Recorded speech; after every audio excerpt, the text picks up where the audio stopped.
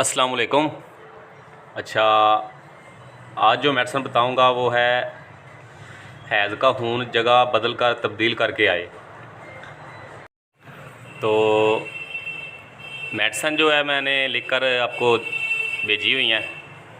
यानी हैज़ जब बंद हो जाता है तो उसके बाद जो मसला बनता है, हैज़ किसी और महरज से आए, किसी और जगह से आए, तो नाक से अगर आए तो बरायूनियाँ देनी है 200 ताकत में या 1 ml दे लें।